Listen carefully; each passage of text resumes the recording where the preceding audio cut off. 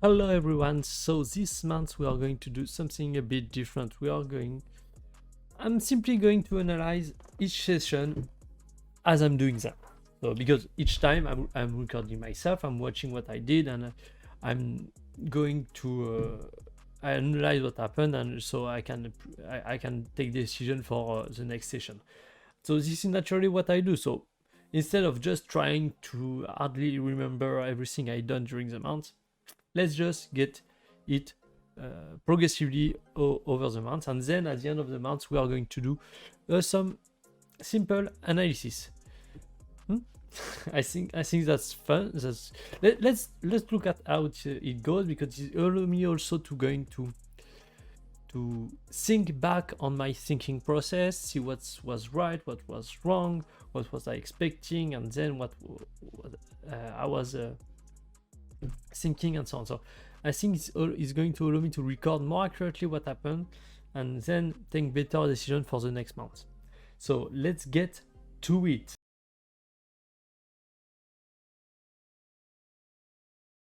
So during this session, it was primarily just trying to repeat what I did well during the last month, primarily during the competition where I performed pretty well. I was pretty happy with what I was doing. So what I was doing is primarily but just moving back, moving through 1-2 tempo, where I try to keep my arm in front of my chest, then shift and keeping my hip close to stabilize the transition, rotating a little bit my wrist during the transition at the beginning of the 2 stage, and then rotate and having my club face that is twisting around me as I'm rotating. So and what we have established during the last at the end of last month is maybe having a transition where 1-2-3 tempo is going to be more in the flow of the golf swing, and so trying to have the slowest part of the swing that is at the delivery point, and then rotating aggressively to, as I said in my previous video, compensate the acceleration of the club. So that was all I had in mind, and so on. And so I started, trying to do that, implement a 1-2 tempo or 1-2-3 tempo. And so one of the things that come in my mind during this session is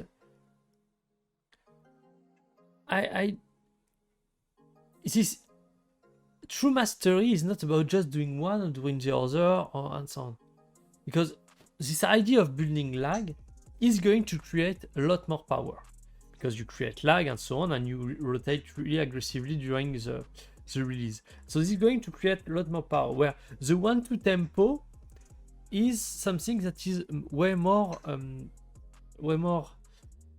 in control of the situation, in control of what I'm doing, and so on. So I think a true mastery, I should be able to do both. When I need more power, I should just be able to build more lag to deliver that power. This is not thinking about power as me giving more energy, but giving power by giving more leverage into the swing. And this leverage is primarily around the lag. And so so that's progressively what happened during this session, and what came through to my mind, because I was switching between 1-2 and 1-2-3 and so on. So here we can see, so that was probably the pitching wedge. So the backswing looked good. So here it was really more 1-2-3.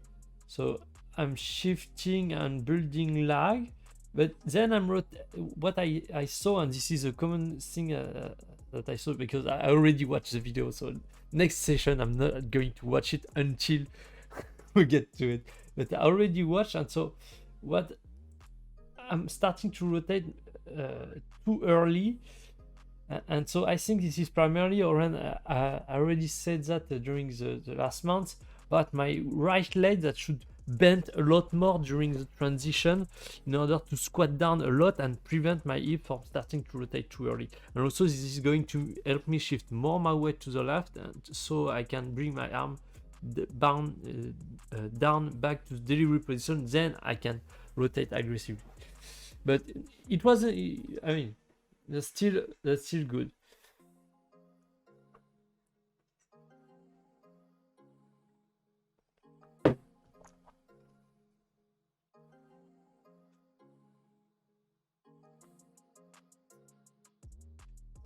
So here it's more about 1-2 tempo, this one. So I think it was 8 iron. So nice backswing, shift, rotate, boom. And there was a lot of wind that was really right to left, as you can see the cloud. And so it was really struggling because my ball was starting. I think I was already doing a bit of draw, but my draw was really exaggerated by the wind. So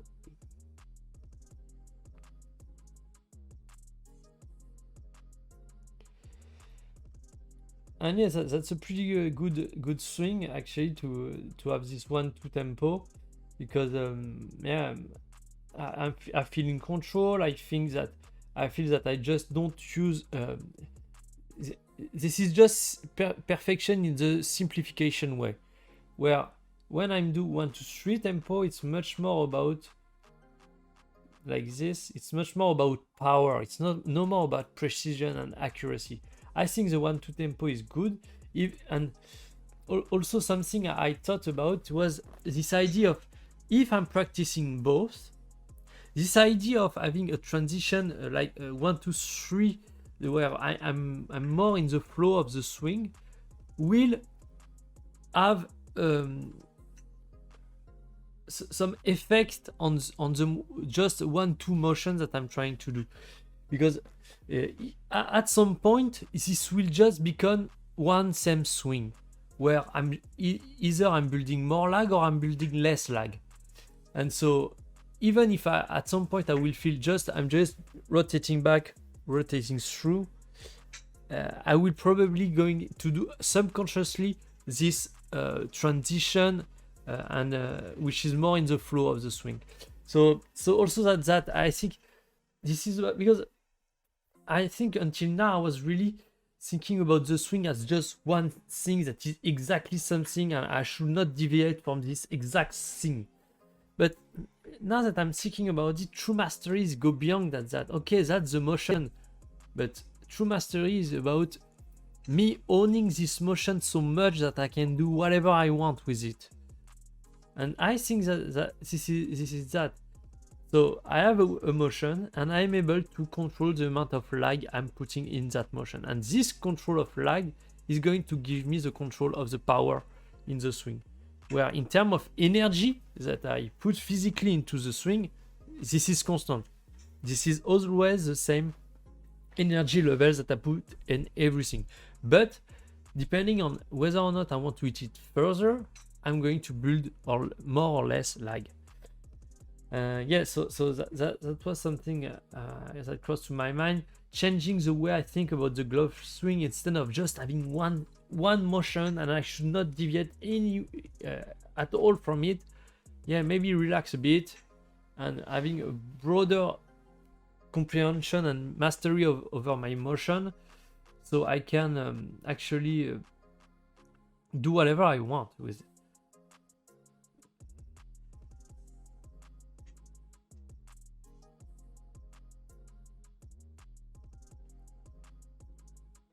Also something I think, because I was doing my takeaway where I think that my shoulder was pulling my arm, truly I need to keep my arm more forward, to keep my because even here that's okay. I'm a little bit across the line, but I'm setting the club vertically, but then we will see after with the driver. Actually, I'm not setting my club vertically at all, so I think that's an issue of me keeping my arm more forward.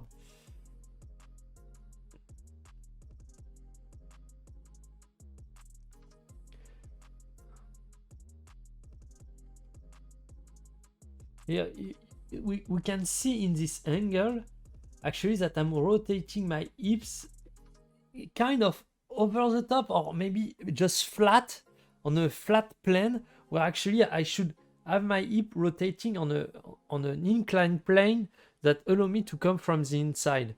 And that's why I was missing probably left. And during the competition, actually, the miss that I was doing were some miss that I was doing pretty heavily left. And so I don't know if it's there, but I started mixing, because when I do the 1-2 tempo, I'm really able to rotate my hip in this inclined plane. But when I'm doing the 1-2-3, I come back, you can see here on my old demon, where I am rotating my hips kind of over the top, which make my upper body, of course, goes over the top and force me to just exaggerate the fact that I'm trying to come from the inside. So then when I do the right thing, I'm coming too far from the inside. Yeah, you see the issue.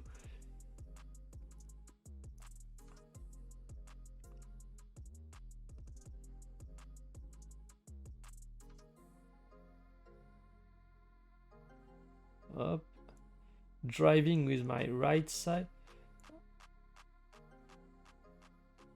and here, at least in the way I'm doing it, but maybe I think this is primarily the right leg. The right leg need to bend during the transition, and because I saw, if you remember in the last month, I had a slow motion where I was just focusing on bending this right leg, and actually the transition was absolutely awesome in terms of lower body action. And so I think this is one of the focus on the 1-2-3 tempo that I need really to focusing on. But currently, okay, I have two different motion, but progressively over time, those two different mergers are going, as I said, merge to one. This is what I hope. This is what I hope for. Merge to one, where one is going to have very little to almost no lag building, and the other a maximum amount of lag building. And then over the long term, I will be able to modulate between those two much more easily. Let's look at the 3 wood. No, that's the 5 wood actually. This one.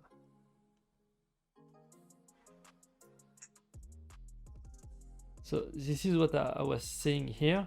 You can see my club is going flat because I think I'm swinging my arm probably too much across my body, which give a lot of momentum to my club moving behind me and so on. That's why it's finished flat, I think.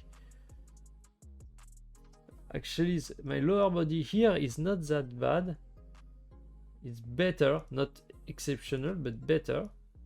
We can see also that my curve face is a little bit shut, which is what I'm looking for, which is what I'm trying to work on.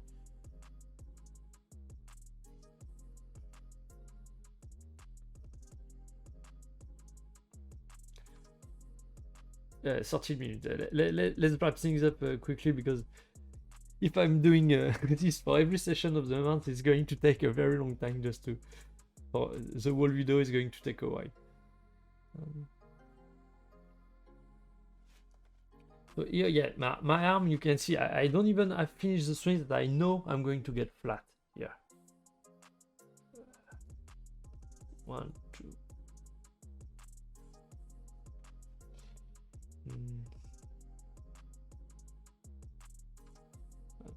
Because I thought I have one that was pretty great.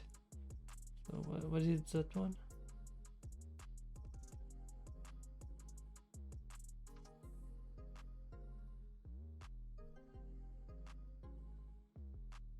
Anyway. And so yeah, it was just feeling extremely... So there is two things that actually 3, because I have something else that I thought about. So 3 things that I need to... let's just finish this swing, but you can see I'm going flat, a bit way too far in the back swing, but actually I'm rotating nicely. My club face start to be shot, so that's nice. That's nice. But yeah, so for the next session, I have really 3 things that I want to focusing on.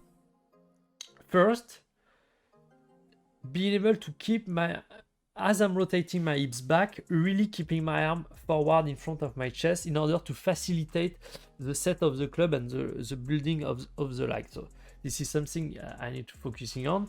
So my club set vertically and not swing too much. And also here I'm going way too fast. I need to slow down.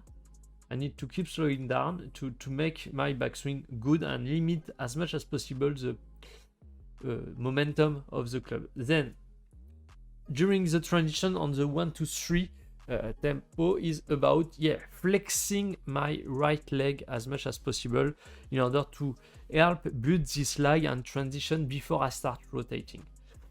And three, it's about hitting from the inside on the 1-2 tempo. I saw 1-2 tempo. The fact that some ball I was because you have already seen in the past my I have the bad habit of having my arm going left on my downswing, but because previous on my on the follow through going left, and so like here way to left, and so what I think is previously I wasn't able to do that. I mean, if I was just having my arm moving towards the target and so on, I was just going to push the ball. But now that I start having balls that is going left and so on, now I can start thinking, okay, I need to hit the ball from the inside out and really trying to let my arm goes to the right out. And so try to hit the inside of the ball. This is something I heard a lot Tiger Wood talk about. But yeah, having this thing of hitting from the inside. So we have, I think, three to four things that we are going to focusing on to the next session. And that's it.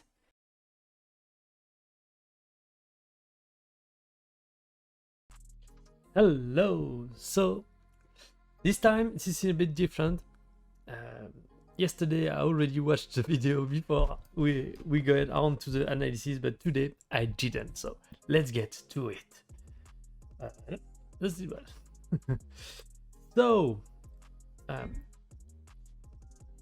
So today, look, the target, as I said, was primarily around this idea of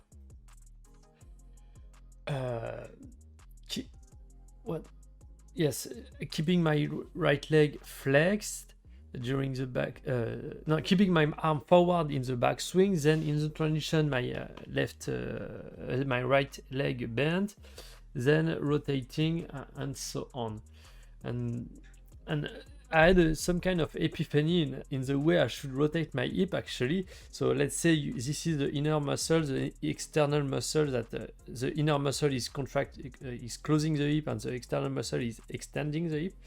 And so you have your two hips like this.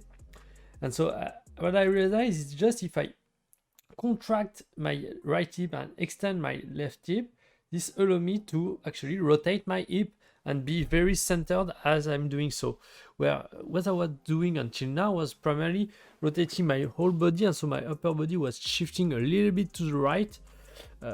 And so by doing that, I'm really able to actually being centered while I'm doing my rotation. At least that was the feeling I was getting. So let's look at a little bit here. So I tried to do it, and what I felt is it was very easy to build the legs that I was struggling until now, but it make it way tougher for me to went back in the other direction, where when I was actually doing the opposite, where I was when I was actually shifting my upper body back, then moving through, that was much more easy to coming back. Where here, because I'm very centered, this is very tough for at least during this session. I didn't get the feeling I got before, just the 1-2. This was very, very difficult because I don't know, the fact that I was extremely centered make it very difficult for me to just make the 1-2 tempo that was very comfortable until now. and so I needed to, yes, so that was this idea. And so I was a bit confused, so I tested that. So let's look at how it look. So here, up, and I really tried to because what I found is what I understood is really that previously I was rotating my hips in the wrong way, where not necessarily in the wrong way, but in the wrong plane. And actually what I understand now is the plane I'm rotating my hips is going to have an impact on my overall plane of the swing. That's obvious. And so my 1-2 tempo allow me to just shift and rotate at the same time, as I'm showing here in my practice swing, and this creates a good swing plane and a rotation with my hips. And so I try to put this sense. Actually, I tried just to put everything together, my old way of rotating my hips, my new way of rotating my hips, while I'm shifting my weight and while I'm building legs. So that was a bit confusing, but so I just tried to figure it out. You know.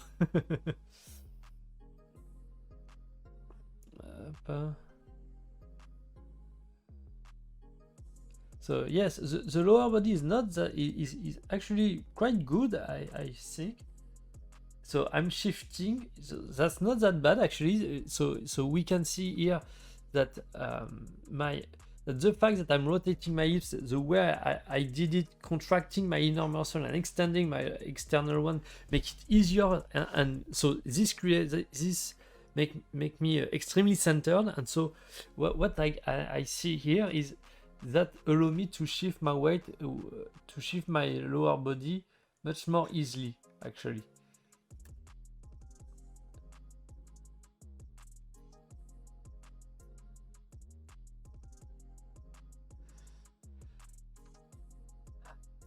Let's move on, change club just to see.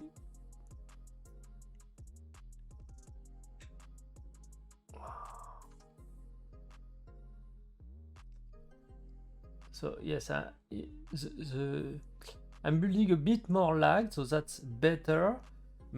We see that my lower body is much more in front, which, as I said, it was really this idea of I was shifting and just yes, staying behind and releasing the club. And by staying behind and releasing the club, having this plan, this is really difficult. I don't know how to explain, but primarily, I think before I was rotating my hips primarily on a flat plane, where here I'm trying to rotate my hips on a tilted plane, and so we see it a little bit on the screen, but actually, so in terms of analysis, compared to what I wanted to do and actually what happened. So that's not that bad. My lower body moved forward much more than before. Compared to my head stay much more behind, so that's great. But here we can see that I'm stuck. So I think I'm pretty confident with the backswing, because actually this is also something else. By engaging, so we are going to see, because I'm doing almost at every swing. Just those little waggle, actually I try to feel that my shoulder are rotating, and this rotation is pulling my arm, so my arm stay in front of my body. And so by then rotating my hip, actually, and the fact that my core is engaged by this little rotation, make it much more easy for me to keep my arm in front of my body, and then building the lag also. So I think the backswing, I start getting it. There is probably, I need to keep working on it. Probably also the transition is better. Yes.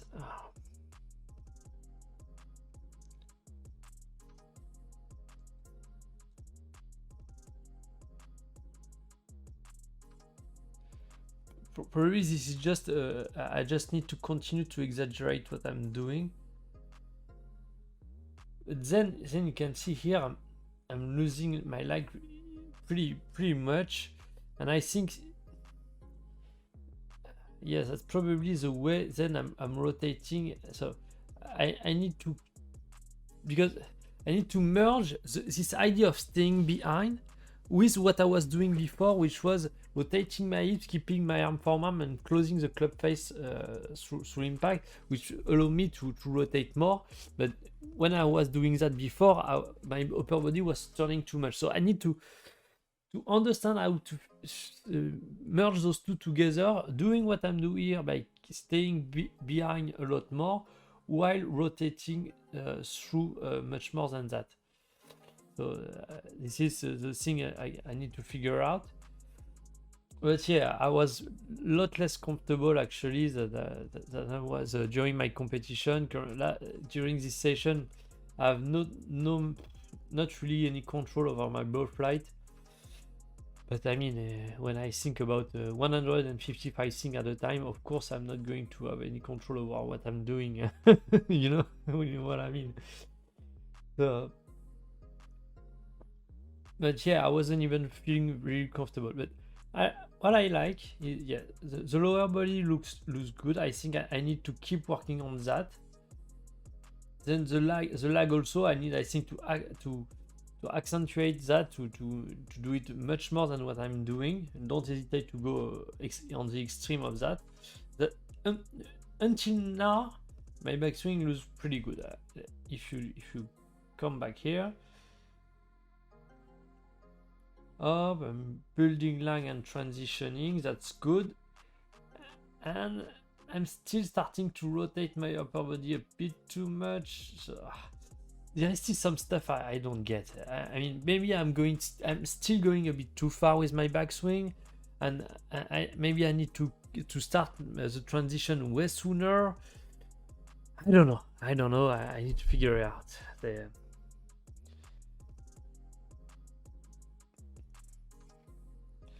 Well, what I'm just thinking currently is probably the fact that I'm watching the video and answering the question before I'm making this analysis might be better. I don't know. I don't know if it's interesting to see me just think things through.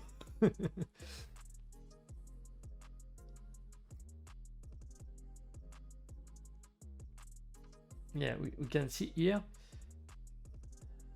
So the motion of the body is right, but then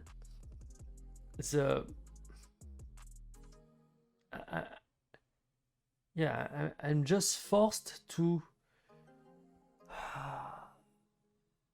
release. But maybe something I thought on the way back home, it was primarily around this idea of let's move on to the next part. So yeah, maybe I thought, okay, we have established that previously, because I had my upper body that was going too much, I had to compensate extremely in order to get the club from the inside. But doing what I'm doing now makes the club come extremely from the inside. And so maybe I need to do what I'm doing with my body, but trying to have my arm more coming over the top, and even trying to make some fade in order to have my club that come less from the inside. Because here, see, I'm shifting, and my club is coming extremely from the inside, and then in order to catch the ball, I'm either making a big push draw, or just a push, or just a big draw. So and the few ones that I'm able to hit straight almost, that feels very complicated. And you see, in order to hit it straight, I need to lose my lag and come back to it. So, and also coming a bit from the outside in to make a fade will force me to rotate more, and also because I was making a lot of pushes.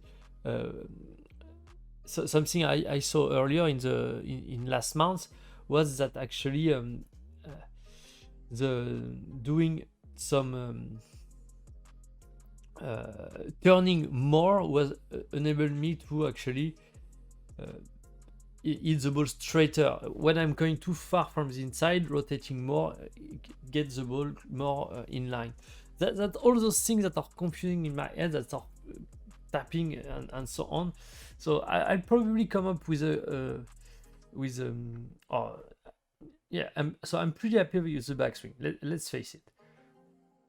We can see that really I'm able to build the lag, shift the weight way better than what I'm used to do by keeping the head way more behind. So that's look really good. I think I just need to keep working on that. Probably, yes, this is probably that. Maybe I just need to continue working on that, exaggerating this motion. No, there is something else. I need to keep the lag, rotate the club face as I'm rotating, and keeping the lag.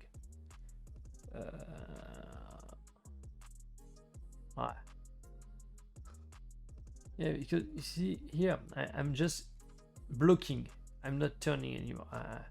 At this point, here, it's look awesome until there, but then I start blocking in order to get the club to come back. So this is absolutely not what I want, because as you remember in the last months, I said that I want to have my hips rotated aggressively through impact, so it compensates the acceleration of the club and it stabilizes the motion of the club through impact. So yes, I need to figure out some stuff.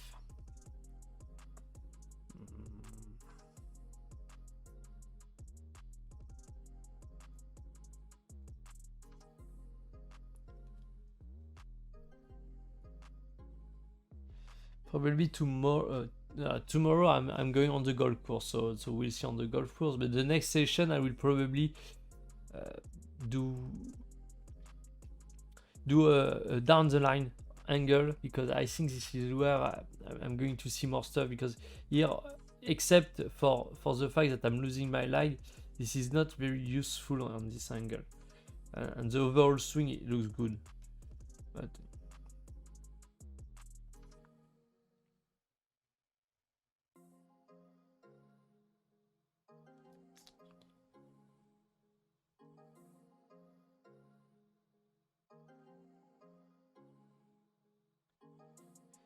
Yeah, and also there is something that I have in my head, because I'm comparing. I have in the swing I have in my head are primarily Rory McIlroy, Justin Thomas, Tiger Woods, and so on, and so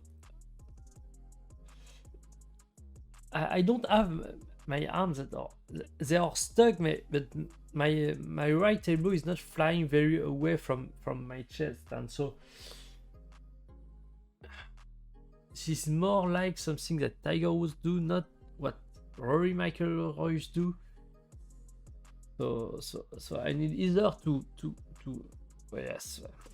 So that's but that's look better. I mean, you can, my hips rotate more forward, so that's good, but they are still stopping. So I need to do the same thing while being able to bring the club more forward. Yeah, I think I'm gonna try that. Trying to hit fade, to do exactly what I'm doing, except I'm going to hit more fade and trying to rotate more aggressive, more keep pulling the club forward with my hand forward and releasing the club face like that. So something like that, yeah. So let's move on, because yeah, already 60. Let's move on. No, not this one. This one.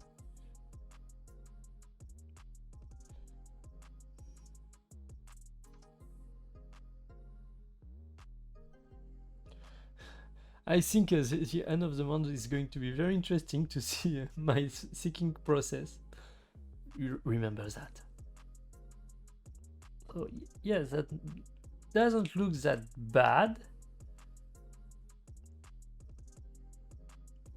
The issue is currently I'm trying to not shift my weight too much forward, because if I do it, I have the bad old pattern of bringing my upper body forward. So I want to train my body to shift my weight more, but with my lower body rather than my upper body, and to stay behind more.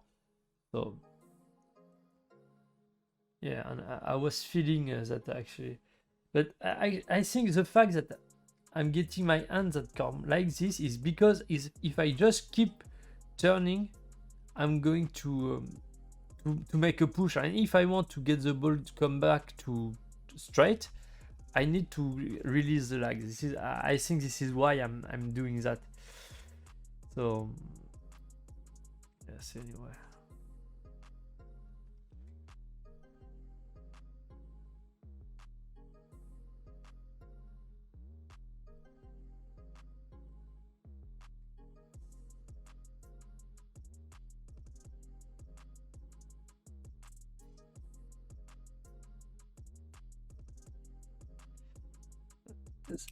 We are getting there. We are getting there. Just anyway, we are getting there. Let's move on. Let's finish this session and go to the next one just after.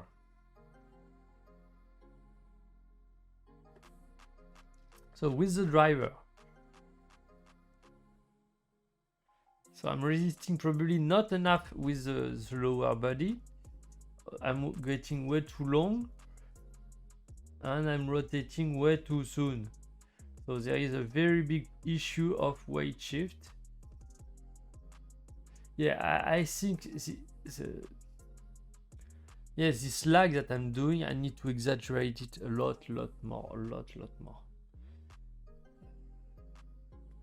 Like almost this is the only thing I'm doing.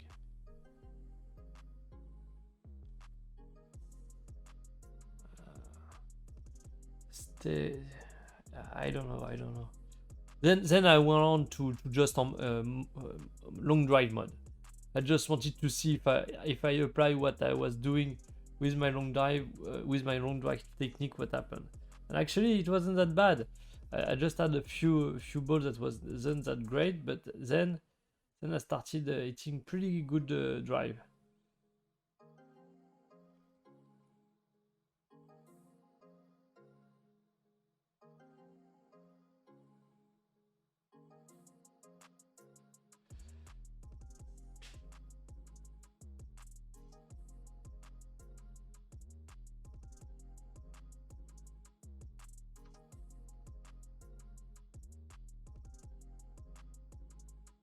And something that I like is you can see my right feet. It's not coming too much over, rather normally the best what I'm looking for is my feet coming forward, my right heel coming forward. But because before it was coming completely over the top, I don't know how to say it, but rather than moving that way, it was moving that way, and so it looked better. But still, yeah, I think this is primarily around. Let's finish that. I think this is primarily around this idea of shortening my backswing by building the lag sooner and bigger, a bigger amount of lag, and while I'm building that lag, really rotating my wrist to close the curb face. So then when I'm rotating, I'm able to keep pulling, and so this is what I'm going to focus on during the golf course tomorrow and in the next session. Building more, doing the same thing in terms of backswing, but trying to build as much lag as possible and to rotate the club face, because you can see here I always don't. I mean, let's come back a few minutes, but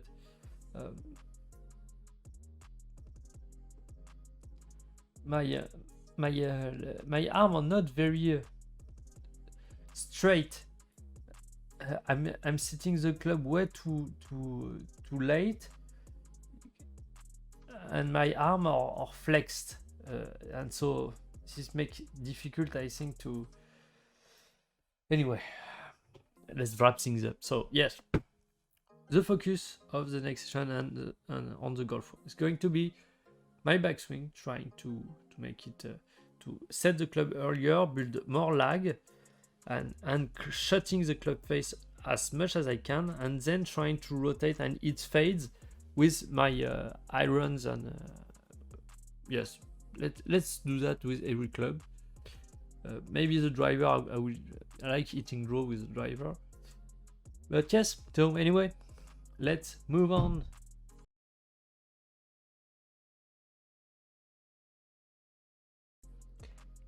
So, I fucked things up. As you've seen in the previous two sessions, I wanted to do things progressively, analyzing what I'm doing over the months and so on, but I didn't. So here we are, the end of the month, and I'm still procrastinating as far as possible. So it's 11th of November, yes, and I'm analyzing October. So anyway, yeah, so I don't remember exactly why, but at some point I really wanted to just focus on doing the same thing, repeating and so on. But and also I was extremely tired, a lot of stuff going on in my life, so I didn't took the time to just make those videos progressively.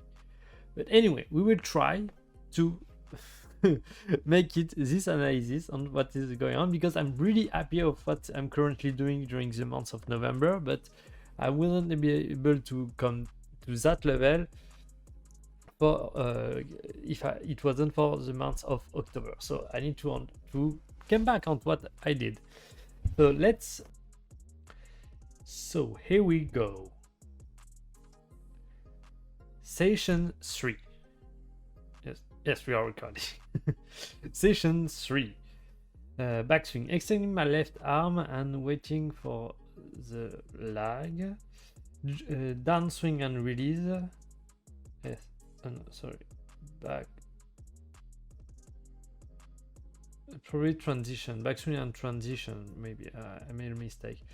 Downswing and release, adapting to the difference between driver and other club swing pass from the inside. Yeah, because in the driver I want to have a bit more from the inside, because I'm hitting up, and if I keep the same swing path while hitting up, my ball is going to go left. So I want to avoid that. So let's look at that. I have no fucking idea of what I did during this month.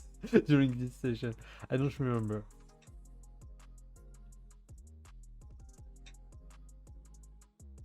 Yeah, maybe.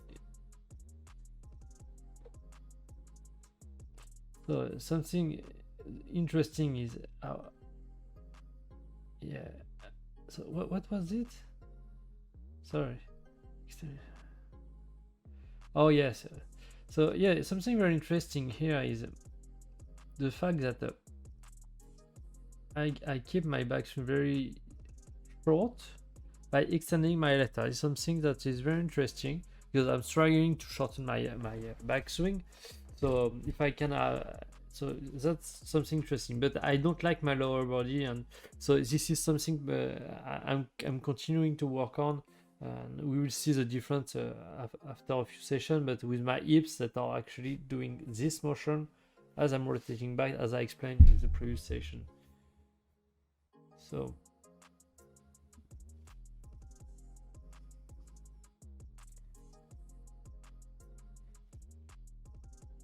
here we can see this is probably because I was doing this 1-2 tempo. It look a bit weird without the lag, like I'm blocking here. So the impression I have, it's weirdly perfect. It's not perfect, but it's strange. It's look good, but it's not good. I don't know how to explain.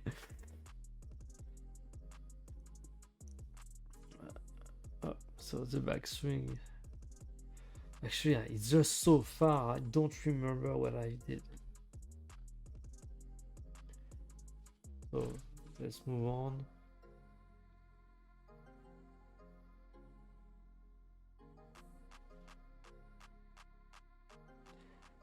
yeah, I was trying to force things, I think, and so which make me slightly uncomfortable. I'm not sure it was a good session in terms of ball striking, in terms of how I feel, how I'm able to actually give power to the swing. Yeah. Anyway, move on. Trying to be a bit more exterior interior with my around on the way down to be more direct. Oh, okay, so this one, yeah, I remember a little bit more. Yeah, I was trying to hit some kind of fade just to be more direct in my downswing, because I think I wanted to change that, the fact that my club is crossing the line. Actually today, exactly today, the 11th of November, I understand why I crossing the line, but at this point I did not, and I thought it was more because I was maybe going too far from the inside and so on. But what is primarily the reason why I'm crossing a little bit is because I need to shift my weight and drag my club behind me in the transition and the downswing and the rotation. Anyway, we'll see that later.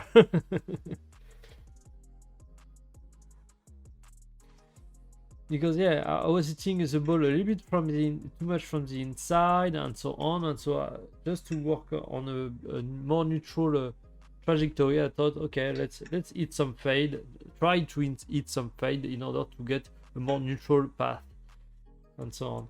But that's, I think, a lot of the thing I still working on and trying to continue to work on, because all the issue I have in my swing when I'm correcting them, because what I was doing wrong before made me come a little bit too much over the top, so I had to compensate to come much more from the inside.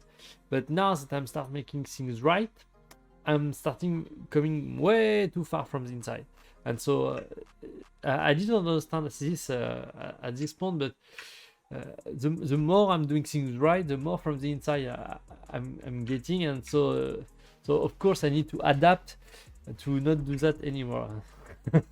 Anyway, and one of the things that is going to I'm working on, you see here, of course, because I'm trying to hit fair, my club is going left a lot, but it's still too much.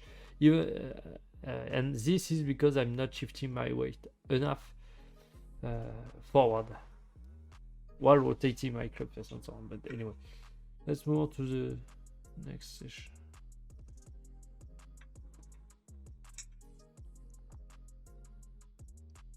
Also here, I don't like that. My club is, but I mean, if I was hitting fade, that's fine, but my club is way too far in front here, then it's go too flat here, and then I'm forced to compensate that. But the swing doesn't look that bad. Actually, currently I'm getting closer and closer to the ideal I want. It's just a few details that I'm getting now, not then. But yeah, let's move on.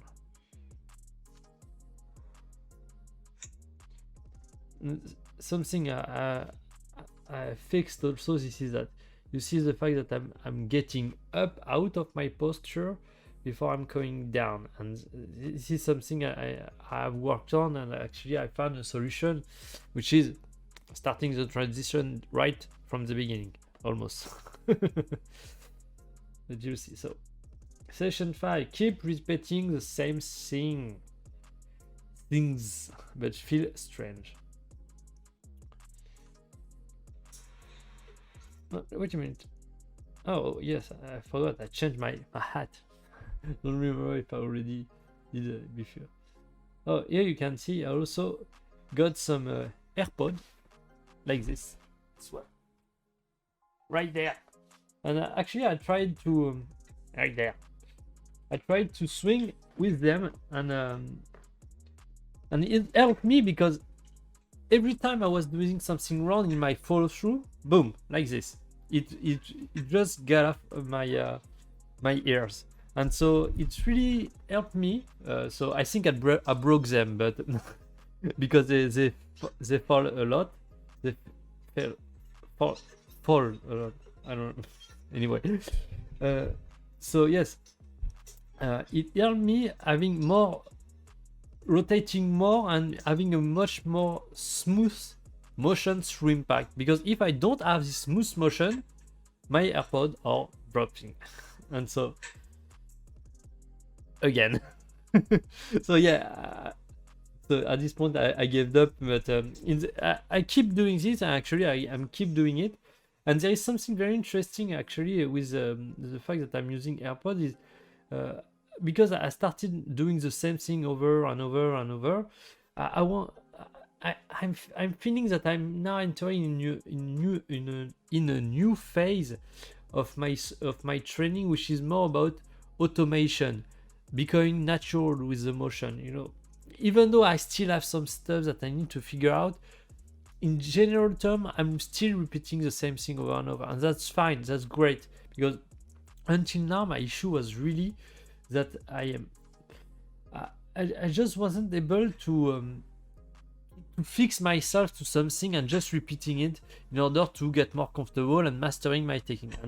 And now, but that's normal. In the first, there is 3 stages. I don't know if you remember. There is 3 stages to master it. The first one is the knowledge of the game, knowledge of the technique, the awareness of the technique, the awareness of the movement, etc., and so on. You're taking in information, you're understanding everything, and so on. Then once you have understand everything, you know exactly what you need to do, you know exactly how you need to do it, and you feel it. Then it's about being able to do it perfectly every time. And to do that, you just need to repeat and repeat until the technique become natural. And using the AirPod actually to do that,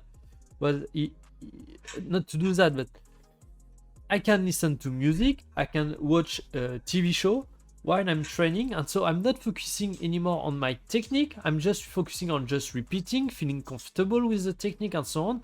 And so it's allowed me to get my head a little bit off the technique, which is very difficult for me. But yeah, I mean, let's look at it. So no, it's look good. It's look good. Just my hip. I think this is something I need to continue to shift my weight, and that's why my hips are not rotating that much. I like to have a very wide stance. But anyway, I come back to what I was saying. So yes, even though I'm still struggling to just forget about the technique, just swinging and so on, it helped me having some AirPod to just stop seeking too much, as you can tell. Anyway,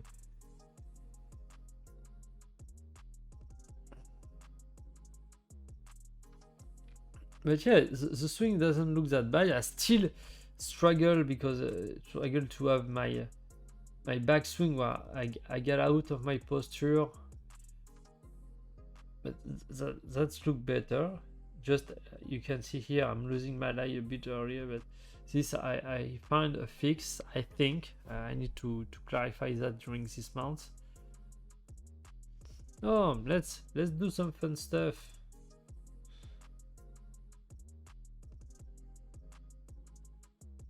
Oh, what I did? What did I do?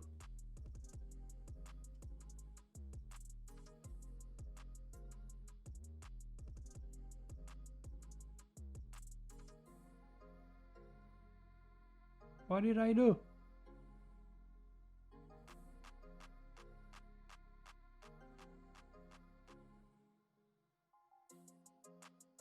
Oh, here we go.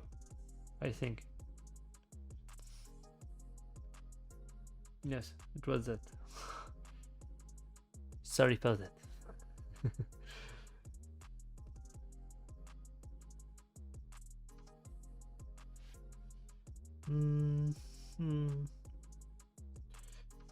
this is what I call now the level 3 swing, but I'm not there yet. I still need to work on it. Session 6, working on level 1 and 2 swing. So yes, this is when I started, because as I said, I should be able to control and so on. And also, I come to in peace with the fact that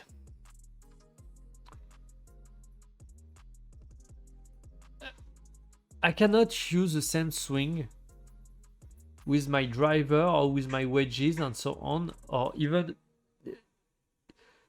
the more power I want, the more leverage I need to use. But the more leverage I use, the more moving part I'm introducing in the swing, and so the more inconsistent the swing is going to be. And so I say, okay, so I have not the same purpose for each segment of the game. For instance, with wedge, I'm prioritizing not power, I'm prioritizing precision, accuracy, and consistency. So even though I'm going to have the motion that is roughly the same in general, I'm going to try to have how I say that, to have a motion that is only focused with the wedge. So the precision swing is going to be, I'm removing everything that is not absolutely essential. It is just the simplest motion I can do. And I'm trying to be as consistent as I possibly can. So this is the focus of the level 1 swing. And I'm processing it, where truly I'm just moving back, moving through, and I'm moving through by rotating my hips a lot. I don't know if I already did that, but this is the idea. Pure precision, accuracy, consistency. If I have this club in my hand, I should not be able to miss the green, and I should be extremely close to the flag. But I mean, in terms of direction, because then also it's about the distance. And also this is a requirement of the level 1 that I want, is I should have absolute control over the length of my backswing. This is a requirement, because when I move on to level 2, where I want a good balance between precision and power,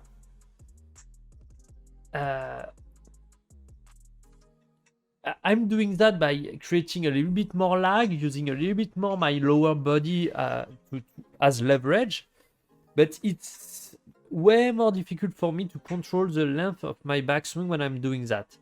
And also, if I'm trying to control the length of my backswing, I'm going to introduce some change, and well, so this is going to be difficult, because this swing with more leverage, the level 2, have more moving part. And so if I'm trying to manipulate the length of my backswing with those moving parts that I'm adding, I'm going to struggle with consistency. So I'd rather have a level 2 swing that is just one backswing length, and that I'm extremely consistent with that, because I'm only going to use it for reaching par 5 in 2, for long par 3, or for just putting the ball on the fairway. So I don't really need a massive amount of control in terms of distance. I don't need to control the distance. I mean, the gap between my club is going to be enough to control the distance. I don't need more than that. But I want it to be consistent. I want it to each club hitting them exactly the same distance every time. Very consistent. So this is where the consistency and precision is going to be, but it's still with more power. And so to compensate the fact that I'm adding moving part to this swing, I'm focusing on only doing the same thing over and over, so I can still be consistent with more moving part in the swing. So to have this balance. But the idea is going then to be okay, if I can use the level 1 with 9, 8, or even 7 iron, I think I'm going to need to do some fitting in order to do that. But then I can most of the scoreable holes, I'm going to be using the level 1 swing in order to hit the green. And so I'm really, because it's optimized for precision, I'm very confident about the fact that I'm going to be performant. And then for the other area of the golf course, I can use the level 2. And so I have also the level 3 in mind, which is the swing with my driver, where I'm completely going in a overswing in order to hit the ball extremely far. But that I will do later, because I need first to solidify the level 1 and 2. And so here you can see with my wood, it's the level 2. So I'm using more my lower body, I'm trying to create more lag and so on, and rotating a bit more aggressively. This is primarily that. So anyway, so getting my club more in plane with level 1 and 2. Okay, so yeah, I think because I was crossing a bit more, a bit my...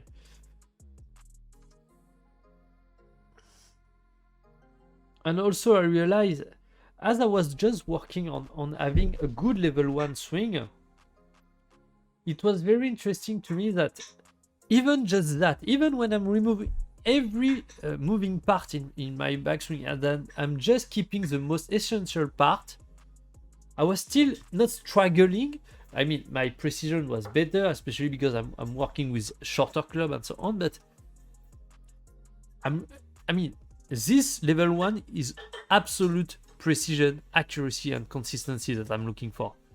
I should be able to hit almost the ball exactly the same every time. This is what I'm looking for.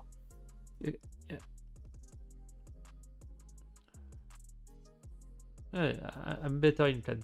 But anyway, so it was very interesting to me that it wasn't that easy. Even, I mean, I still had a very good consistency, but it wasn't obvious.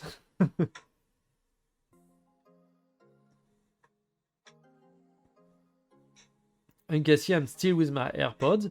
I have no issue with the level 1 swing. I'm able to not get them off my ears when I'm swinging. No issue. I'm able to be relatively consistent. And so with the level 1, it's really about I'm shifting my weight, rotating my weight back. Then I'm shifting and rotating through. This is really a simple motion. I mean, it's very difficult to explain there, but probably if I have... So from here to here, I'm just shifting my hip like this to the right. My arm are not doing that much. I just use a little bit my wrist to set the club. Then I'm rotating my hips like that to just rotate my hips properly without getting out of my posture, and the club is just setting plan alone. But yes, and then I'm doing actually the weight shift and the rotation. At this moment I was doing it at the same time, so I can rotate really all the way through.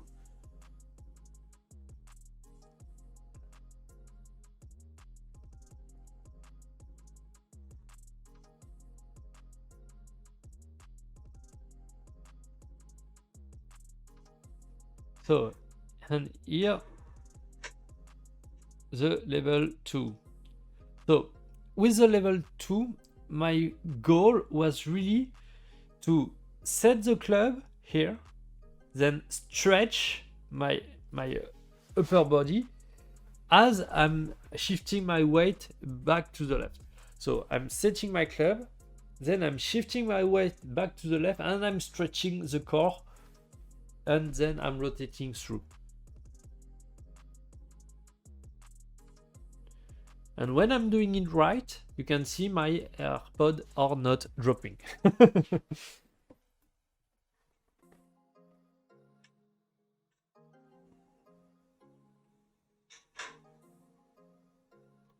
Nice.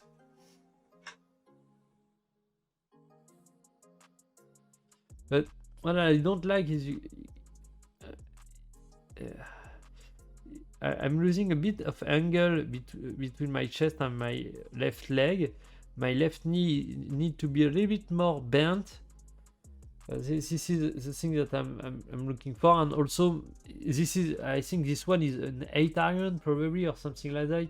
It's a short club, and so I'm really flat for a short club also. This is the thing.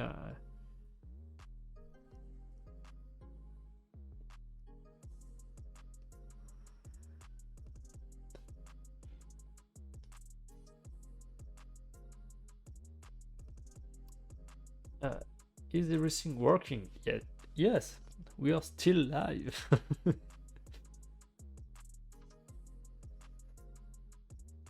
Oh, so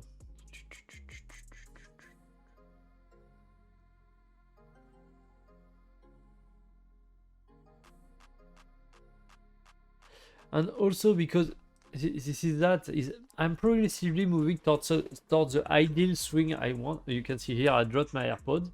So just before I move on, when I'm doing it wrong, you can see here I'm not rotating through well, so my club is going left a little bit more than before, and this pull my head. This create some shaking motion just after impact with that that actually make my right AirPod drop like this. And when I'm able to have to just rotate through well and keeping my arm and so on, it's not dropping. Oh shit, I forgot what I wanted to say. Yeah, oh yes. I'm evolving towards the ideal and so on, and I am understanding a lot of stuff. So, of course, I need to adapt, to keep adapting, but at some point, I will reach this ideal. I mean, I know what I want to do in my head.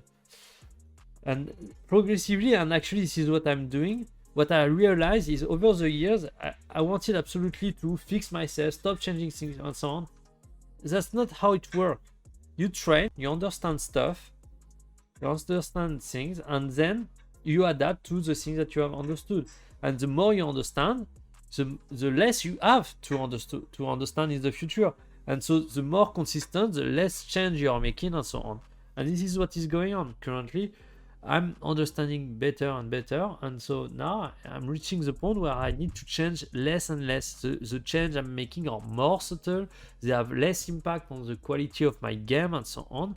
And so I just need to continue doing what I've always done until now, just moving forward, understanding things, and as I'm understanding things, I'm going to get more stable and as I go, simply. Yes. And also something I just remember is I have developed habits, even though I'm not necessarily aware.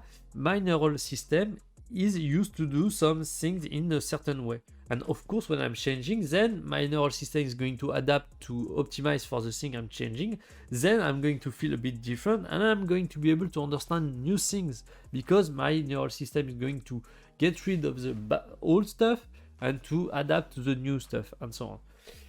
Anyway, so session 8, keep rotating through and after impact for the level 1 and 2. As I said, this is what I want because this is what allow me to keep my AirPod in.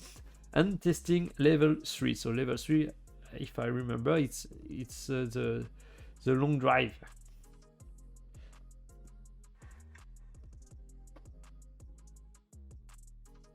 And also something very interesting is because now I have in my head, okay, I have the level 1 swing and I have the level 2 swing. I spend a lot more time working on my wedges because it's a swing alone. And so I spend almost half the time working on lob wedge, gap wedge, pitching one, and I'm hitting them at every session. And so that's a good thing, because wedging is the part of the game that is going to make you score the best. So yeah, I'm really happy about that, because it allowed me to focus on a simple motion that is focused on precision and consistency, which also make me work on my wedges more. But now, even though I have still some stuff I need to work on, I think I will start needing a trackman in not so long, because okay, that's fine. Now I'm getting consistent in terms of direction, but I will start to need to work on the control of the distance control. and that I need a trackman, because I need to know exactly how far I hit, and also be more precise about each aspect of the impact, the attack angle, the launch angle, and so on, the speed of the club, so I can develop an awareness of the control of the distance and the spin of the ball. Even though this is practice balls, still it's going to help me better understand and better control what I'm doing.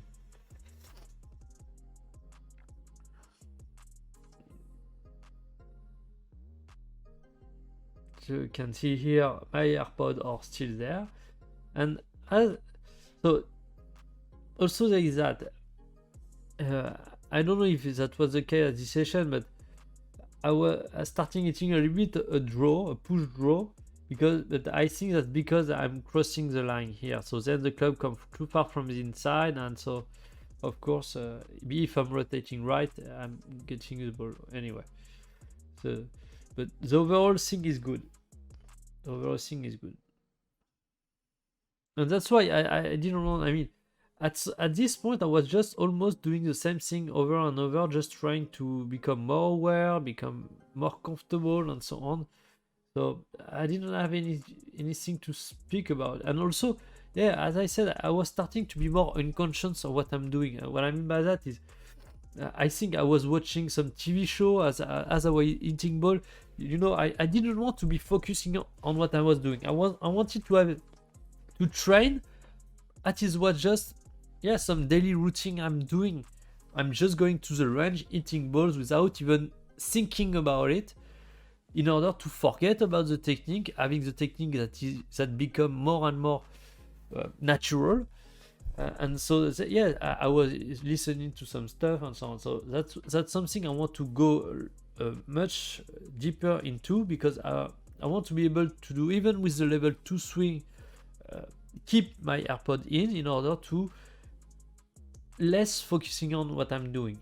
So this is like driving, when you start driving, you're stressed, you're tense, you are focused on the road, you don't want to get out of the road and so on. But at some point you're just driving, you're not even trying to stay on the road. You're going to stay on the road.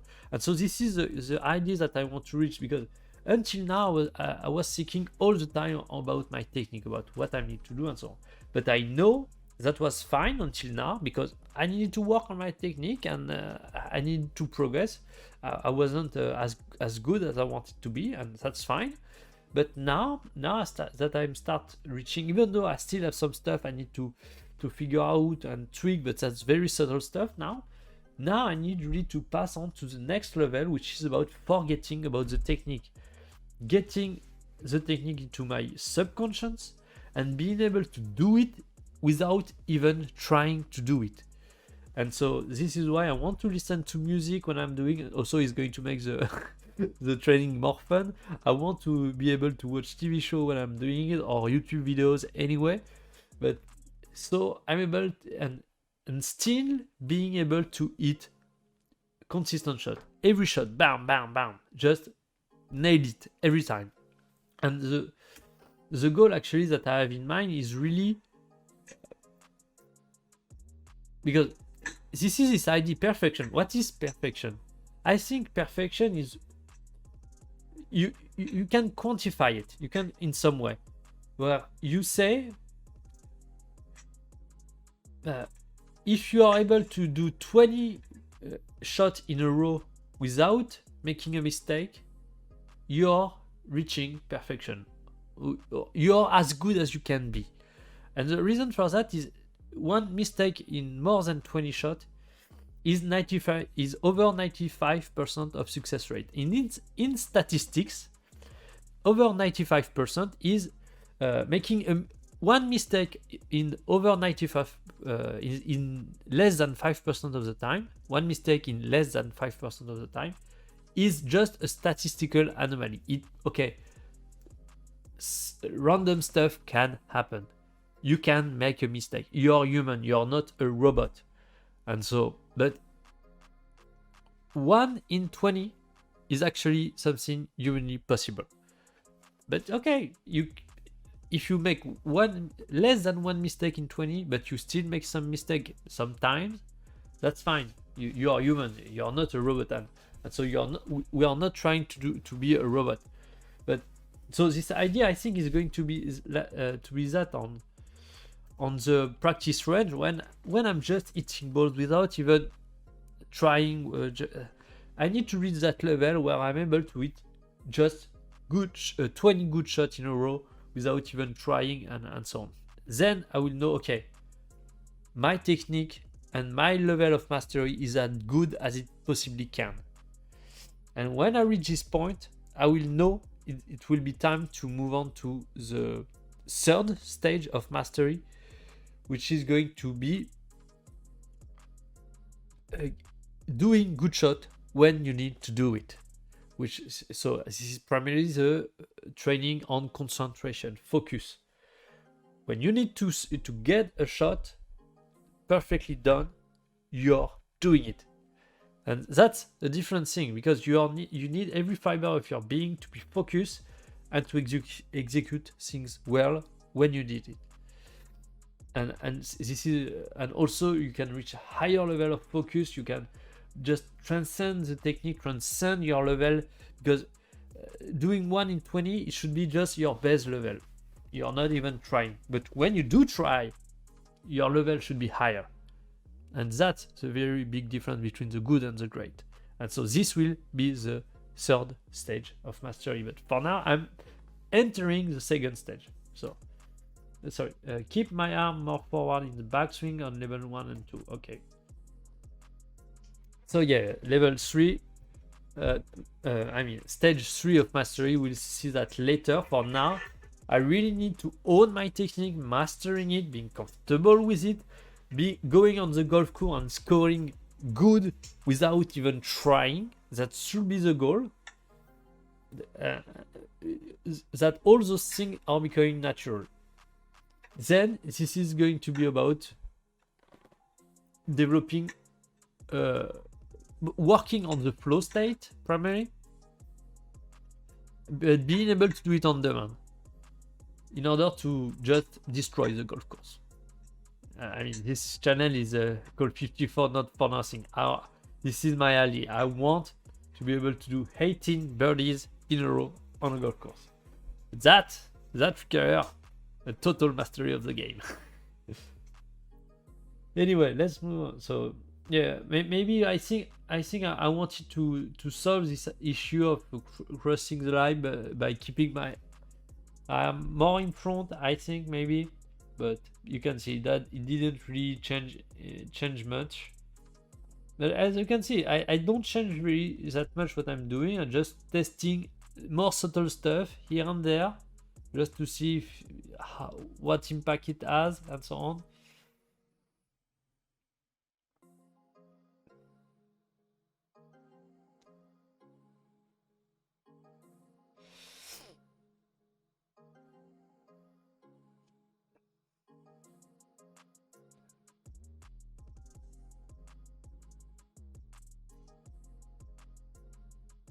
Level 2 swing, let's go. And the AirPod is dropping. It's gone.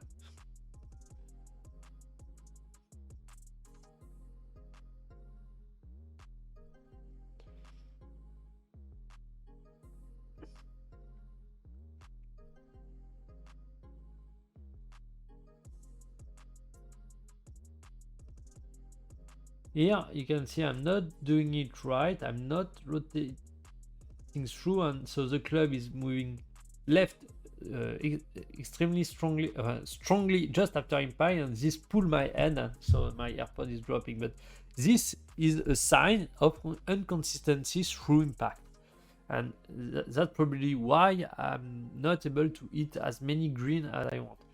And something you probably, if you have already seen my videos on the different golf course I'm doing, if you have the main mistake I'm doing, not mistake, but the main issue of my game is I'm not able to hit that much green in regulation. I mean, really not.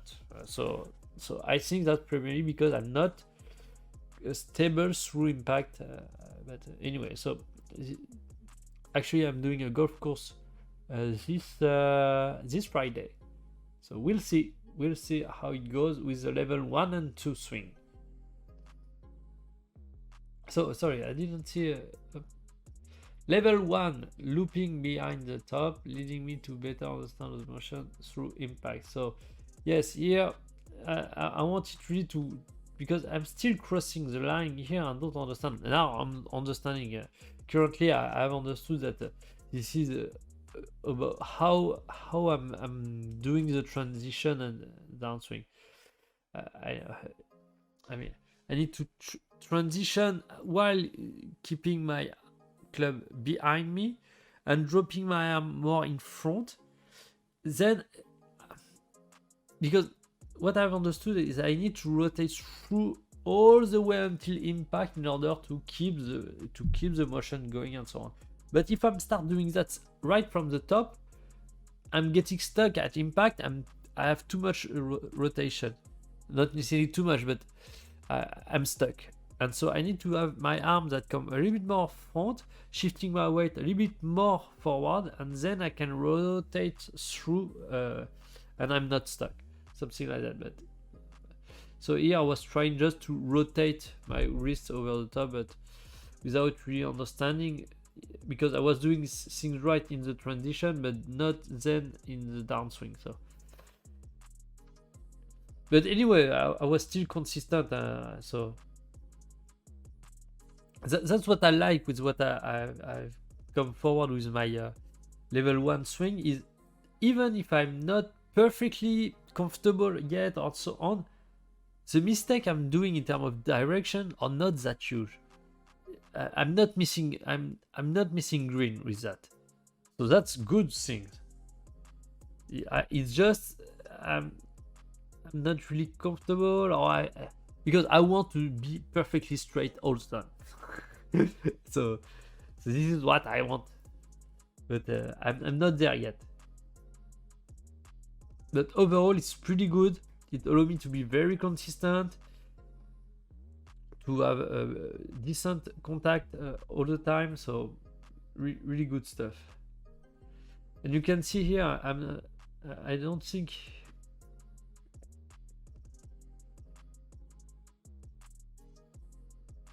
this is just about rotating, boom, through, and so on.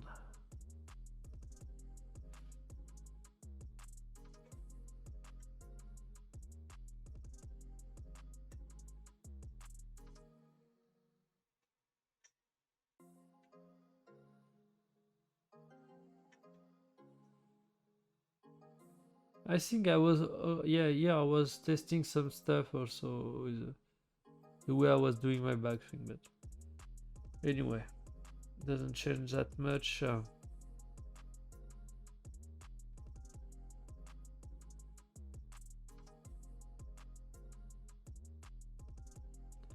Level 2 swing, let's see.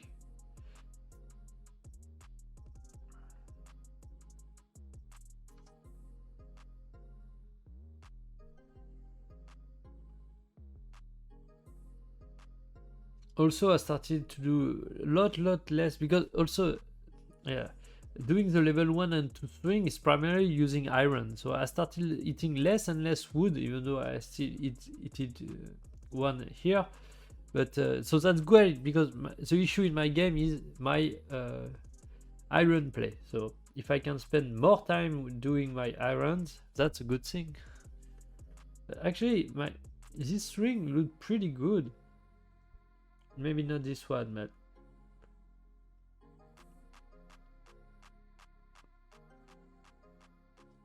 not this one.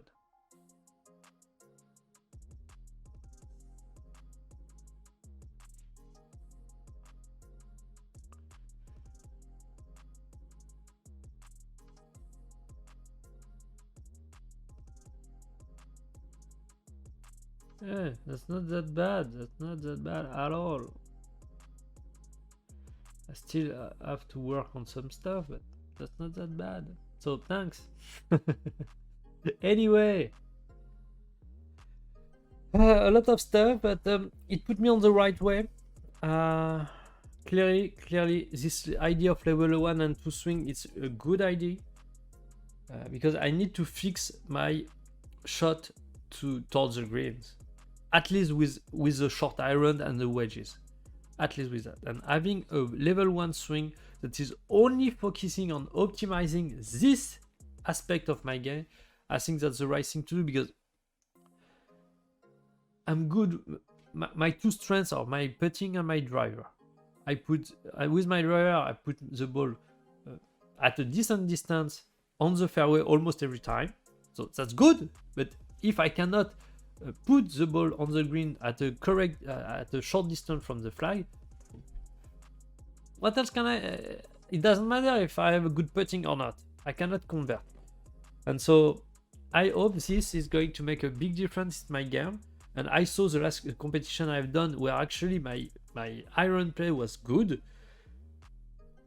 I just destroyed the golf course. I mean, destroyed it. That's a big statement. I shot 3 under par, but that's way better than what I'm used to.